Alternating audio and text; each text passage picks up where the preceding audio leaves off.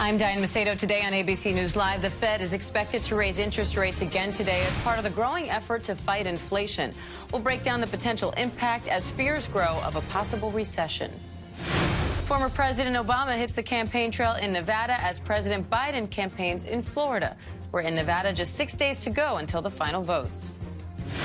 And our Ginger Z is along the banks of the Mississippi River, where drought is pushing the water level to historic lows. What it means for America's breadbasket to the world and how the climate crisis is fueling inflation. But we begin with the Federal Reserve's plan to once again raise interest rates. It's an effort to curb the high prices on just about everything, but it also comes as mortgage rates are at highs not seen in decades. ABC News business reporter Alexis Christoforous joins us now with more. Alexis, this is the sixth time this year now that we're seeing rate hikes. What do you expect to hear from the Fed? That's right. Sixth rate hike of the year, but fourth in a row. That could be 3/4 of a percentage point. So the Fed expected to still be very aggressive in its fight against inflation. What these higher rates are supposed to do is make borrowing money for businesses and consumers that much more expensive. In doing so, the Fed wants to slow the economy to the point that it will bring down prices and start to lower inflation. So what does that mean for everyday Americans? We've got a couple of examples for you, and one is the housing market, where we're really seeing this start to take hold. So if you had taken out a mortgage for $300,000 just a couple of months ago, you would have been paying a rate every month of about $1,700. Now, with the current interest rate at 7.08%, that's a 20-year high, you're paying more than $2,000 in a monthly payment. That's more than $278 a month for the same house, for the same loan. Let's talk about more credit cards. The average credit card balance, $6,200. If you're making minimum payments, today's rate hike, if it is indeed 3/4%, means you're going to be paying an extra $366 over the life of the loan. I think the big takeaway there is if you can pay more than the minimum each month, do it and try to get down that debt. Yeah, not a good time to take on debt. The rate hikes are aimed at countering inflation, but Mark Zandi, the chief economist at Moody's, he says, he tells ABC that these hikes are actually hurting the economy, and he's pointing to, as you mentioned, driving up mortgage rates, hurting housing demand and prices, driving stock prices down, and impacting consumer spending. What's your take? My take is that's exactly what the Federal Reserve wants to have happen. I know that that's hard to believe, but the Fed wants the housing market to start to cool off. They want us to continue to pull back on our consumer spending. They believe it's the only way businesses will be forced to push prices lower. So far, we haven't seen it, and a big reason why that job market continues to be very strong. This week, we found out there are 10.7 million job openings, roughly 2 job openings for every person out there looking. So it continues to be a tight labor market. Wages have to continue to be very competitive in order for businesses to hold on to workers. What does this all do for the prospects of a recession? With each passing interest rate hike, the odds of a recession continue to grow. And, you know, all of these rate hikes have a lag effect on the market, so we still haven't really felt it all yet. Many economists expect there to be a mild recession at some point in 2023. Unfortunately, the recession would come before we really see lower prices, so there is going to be some pain in the interim. All right, Alexis Christoforous, always great to have you. Thank you. Thanks.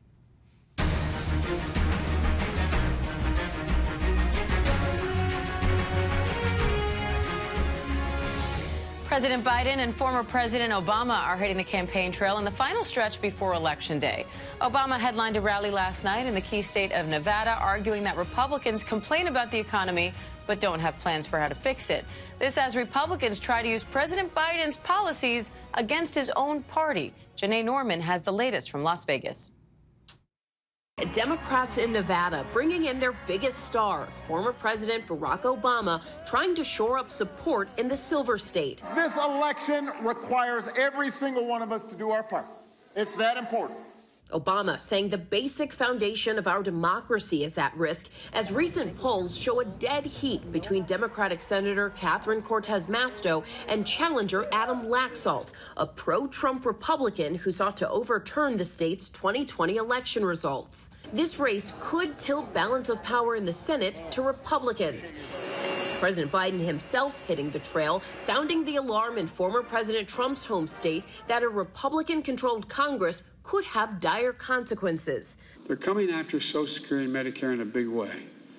Folks here in Florida, you need to know this. But across the country, kitchen table issues like rising inflation and the economy appear to be helping Republicans make headway with voters. Democrat Tim Ryan on defense overnight in Ohio as those issues dominated a Senate town hall. I think when it comes to inflation, we need a tax cut.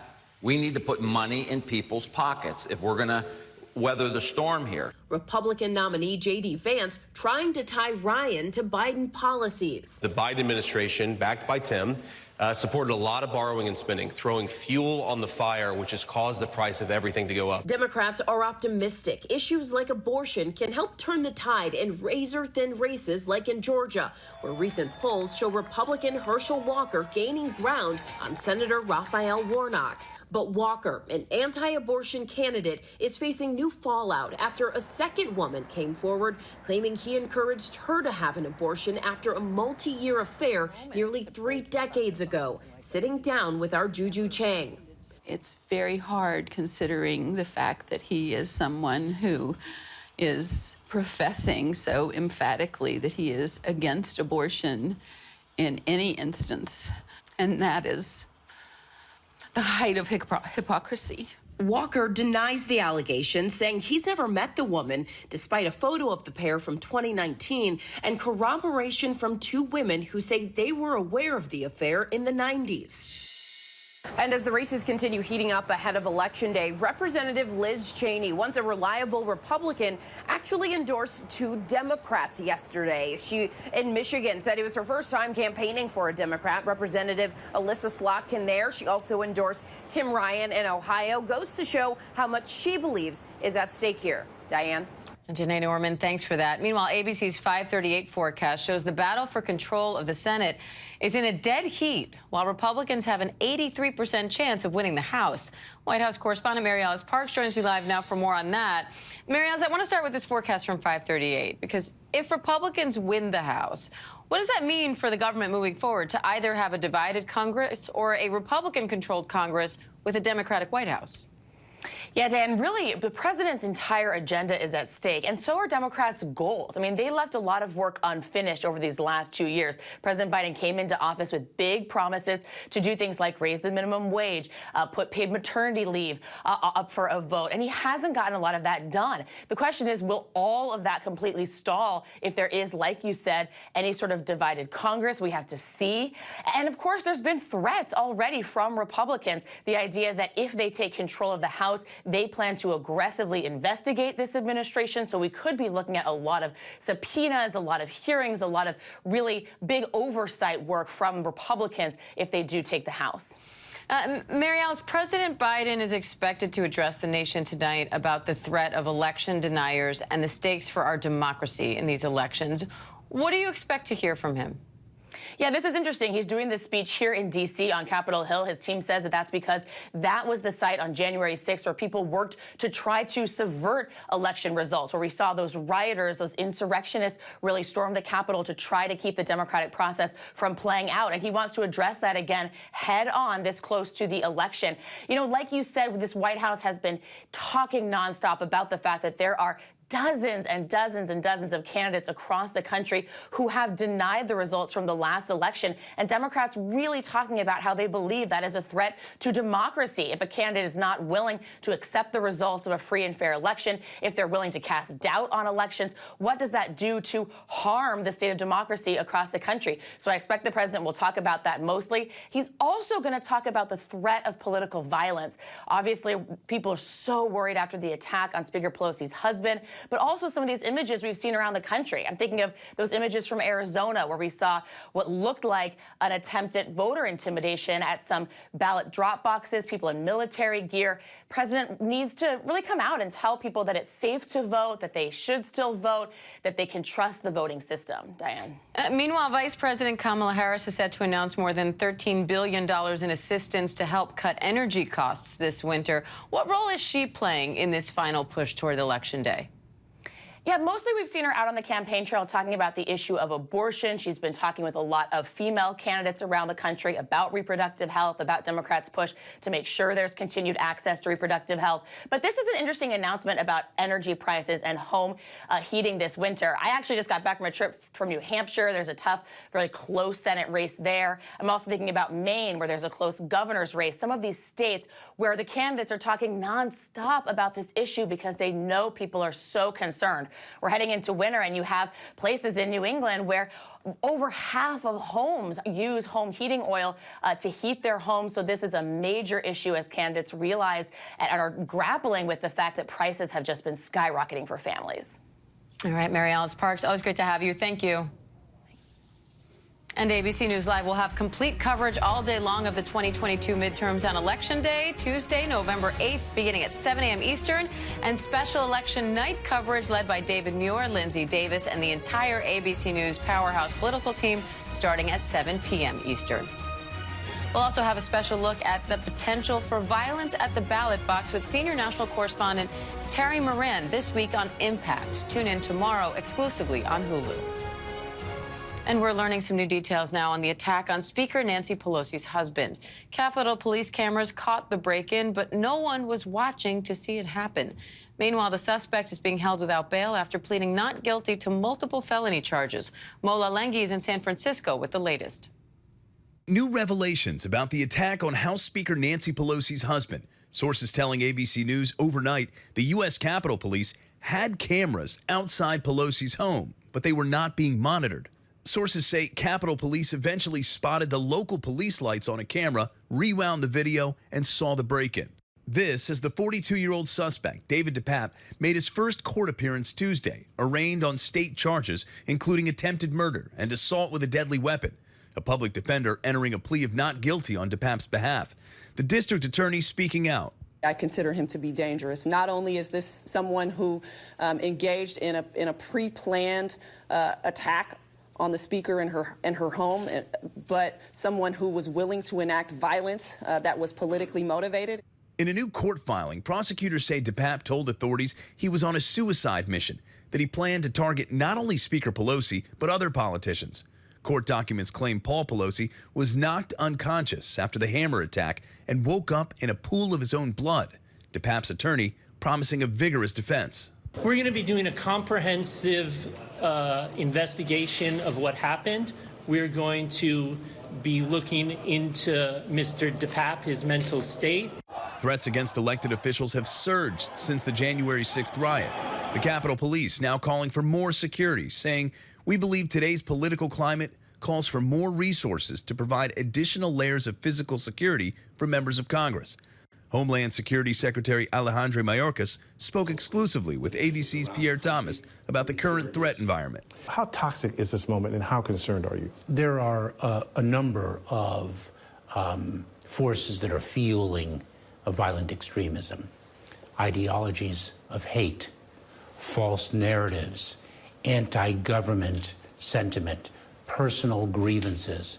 The divisiveness in this country is of great concern. Mola Lenghi, thank you for that. Coming up, why a commissioner at the FCC is calling for the U.S. to ban TikTok. More on that when we come back.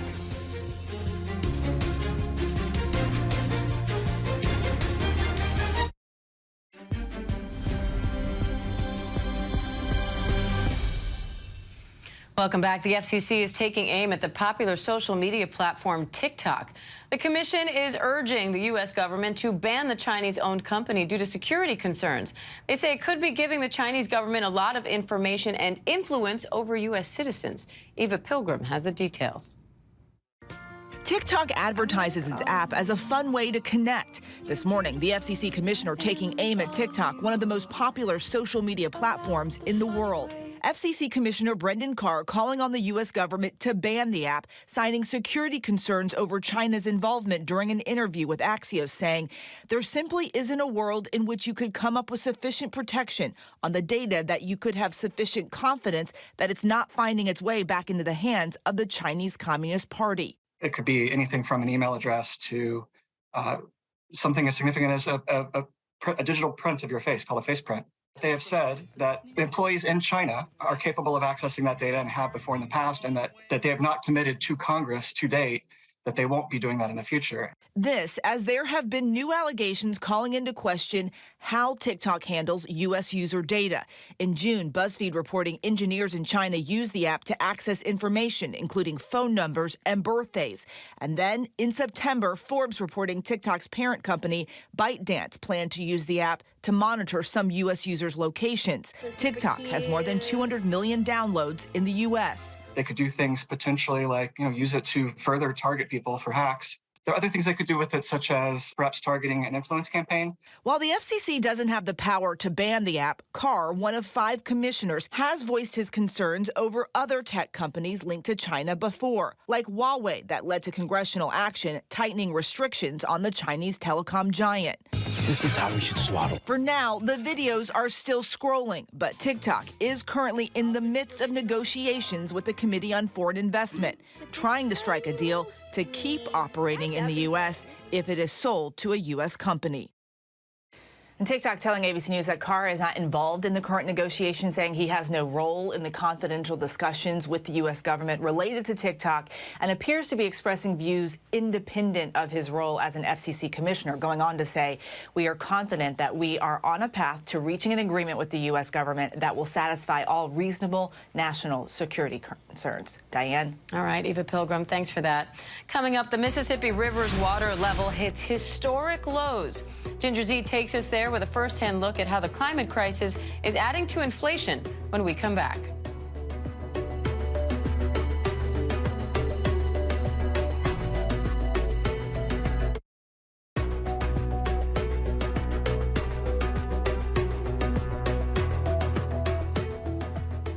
Welcome back. The Mississippi River is at historically low levels, with barges lined up holding crucial commodities like corn and soybeans that should be down the river by now. Instead, they've been stuck for weeks, with barge traffic cut by almost half. Chief Meteorologist Ginger Z is in Osceola, Arkansas, with how that could impact the food supply and our wallets. The mighty Mississippi River. I'm along the Mississippi River bank because it's at a historic low. Is the measly Mississippi. Where I'm standing normally is underwater. Within the last month, at least 5 river gauges bottoming out to the lowest levels since records began as early as the 1890s.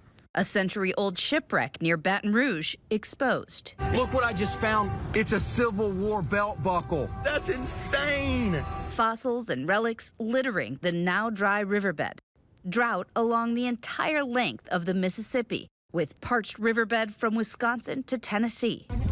Thousands of people flocking to Tower Rock in Missouri by foot. The historic low levels on the Mississippi River coming at the absolute worst time for farmers, the heart of harvest. See that huge pile of soybeans behind me? It was supposed to make it downriver 3 weeks ago.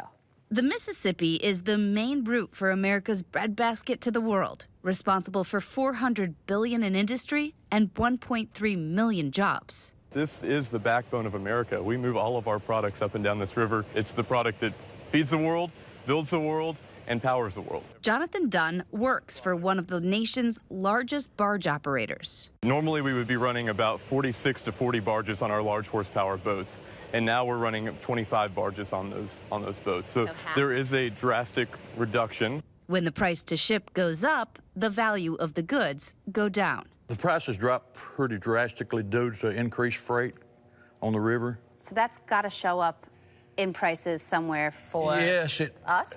I think eventually it will. It's it's going to trickle down to everyone. Now, there's a reason that America still uses barges to transport everything, from the soybeans that you see being put in the barge behind me to corn, oil, fertilizer, you name it. We do it because this is cheaper.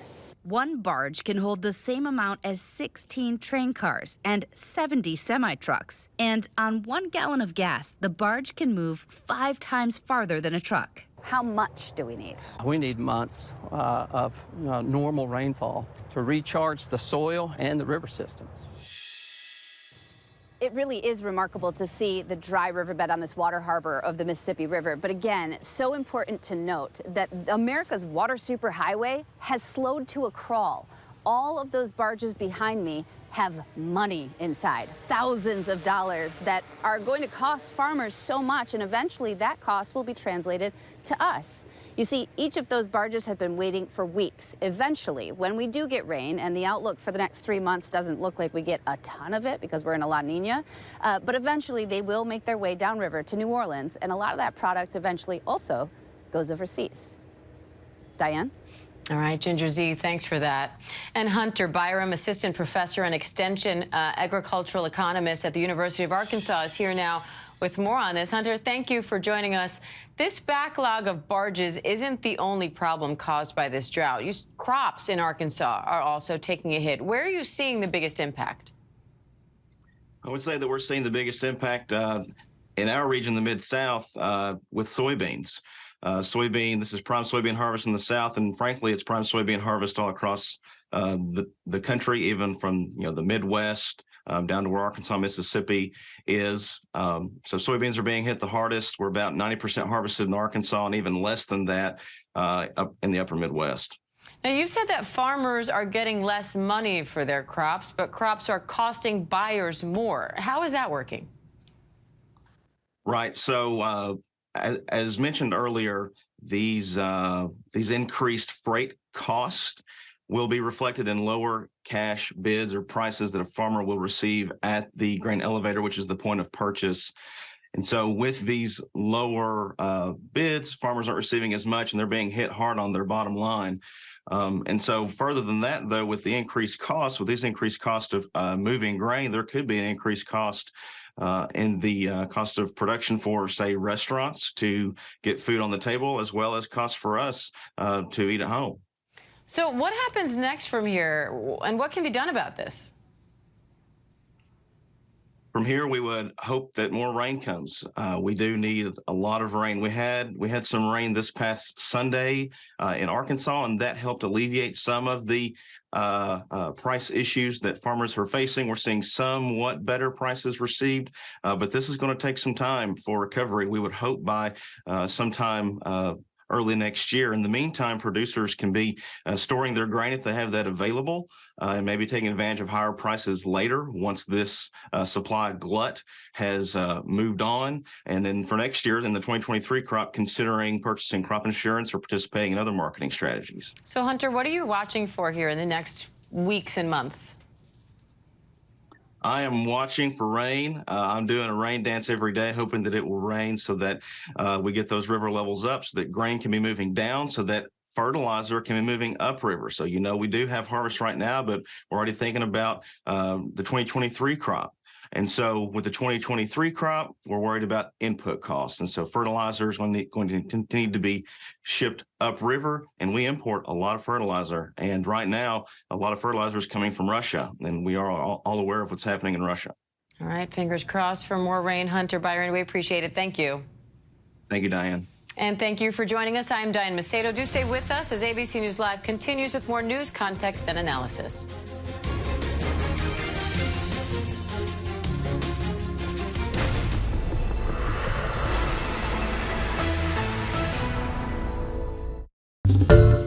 Hi, everyone. George Stephanopoulos here. Thanks for checking out the ABC News YouTube channel. If you'd like to get more videos, show highlights, and watch live event coverage, click on the right over here to subscribe to our channel. And don't forget to download the ABC News app for breaking news alerts. Thanks for watching.